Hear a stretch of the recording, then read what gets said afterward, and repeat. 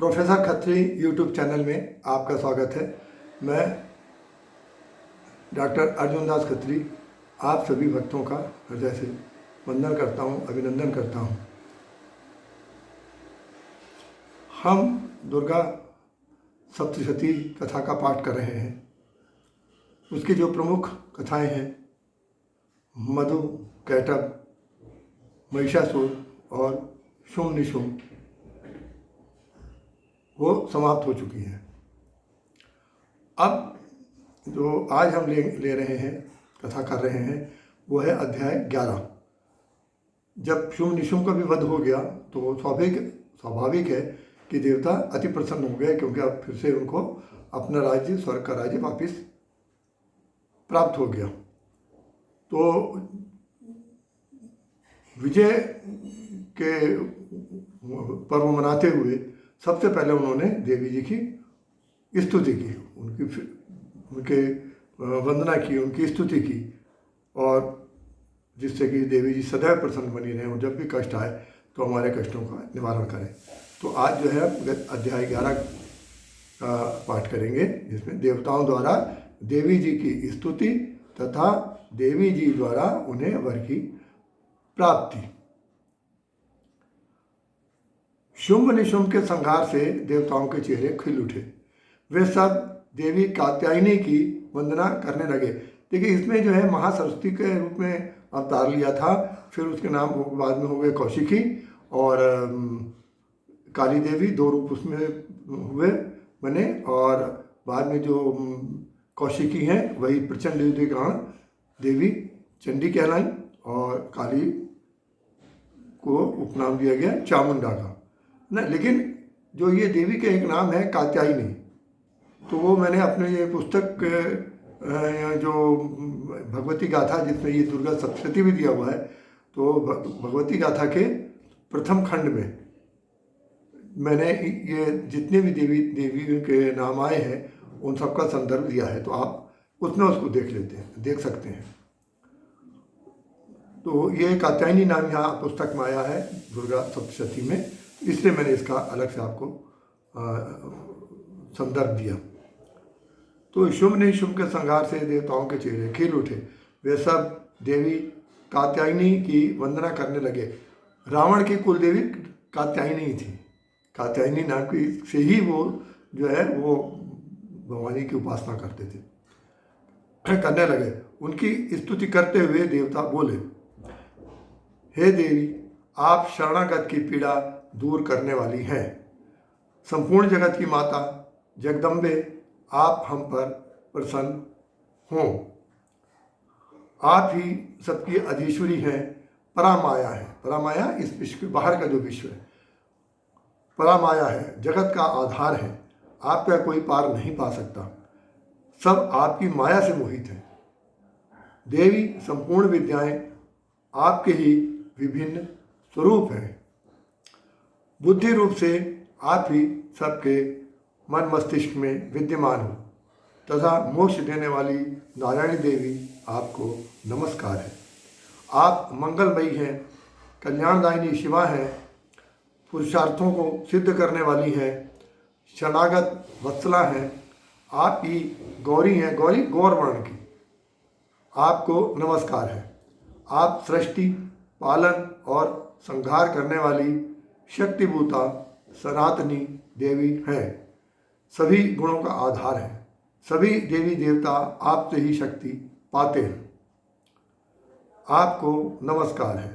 लक्ष्मी, लज्जा, महाविद्या, श्रद्धा, पुष्टि, स्वधा, ध्रुव, महारात्रि तथा महाअविद्या रूपा नारायणी, आपको नमस्कार है। देवी जी के ये सब नाम अलग अलग संदर्भों में, अलग अलग कथाओं में आते रहे हैं, तो इसलिए यहाँ पर सारे नाम जो है एक साथ जो है प्रस्तुत कर दिए गए हैं कि जो भी नाम लेते हैं वो किसी भी रूप में कि नाम ले, वो सब आप ही के संदर्भ में प्रयुक्त होते हैं।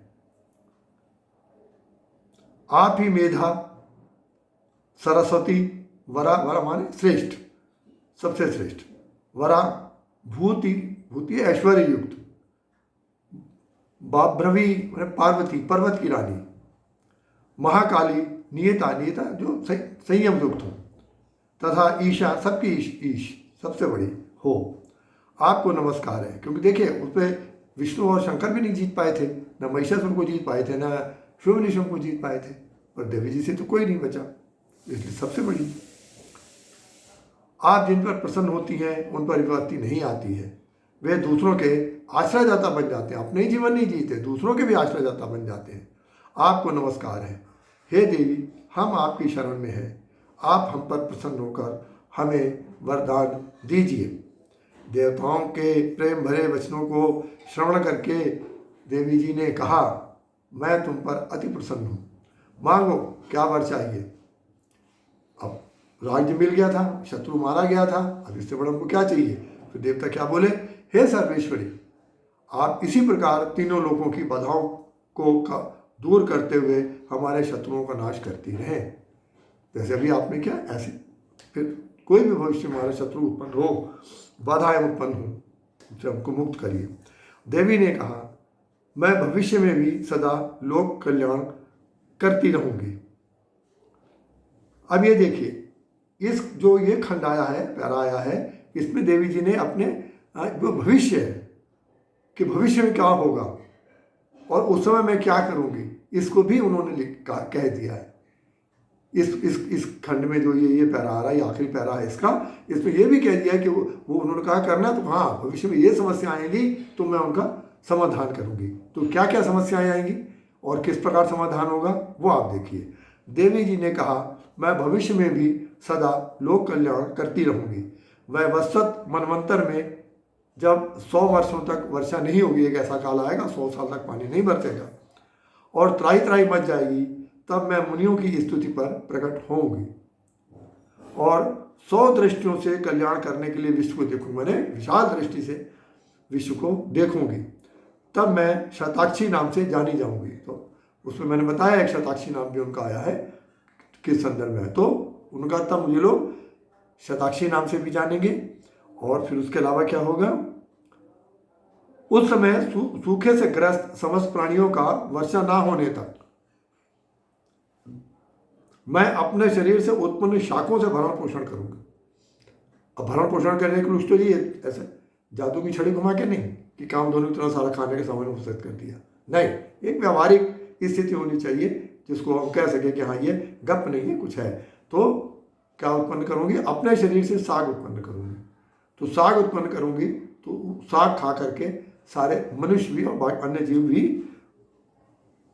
उनका जीवन चलेगा। तो एक क्या होगा, 100 दृष्टियों से देखूंगी, शताक्षी नाम होगा, और दूसरा क्या, सबको शाक से सबका जीवन संवारूंगी।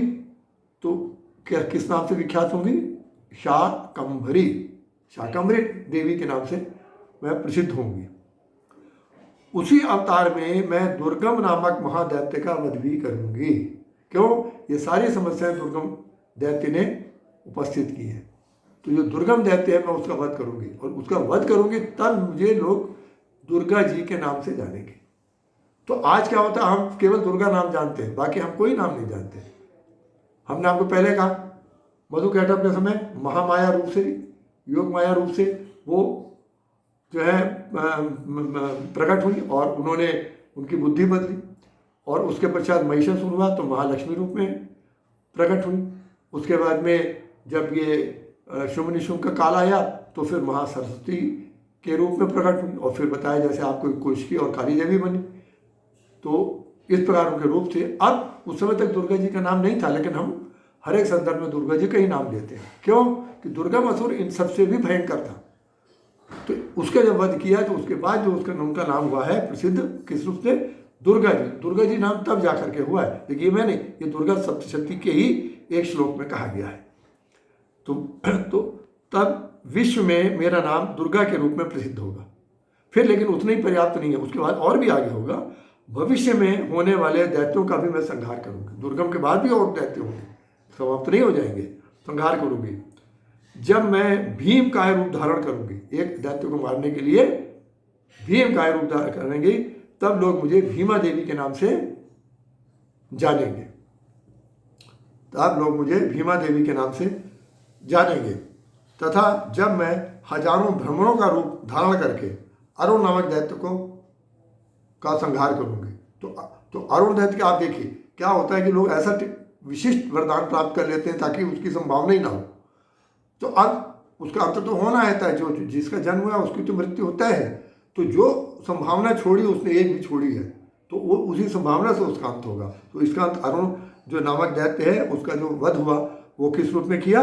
हजारों भ्रमर भौरे बन गए, वो भौरे बन के उसको काट काट के समाप्त कर दिया। करूँगी तो फिर भ्रामरी नाम से मेरी स्तुति होगी।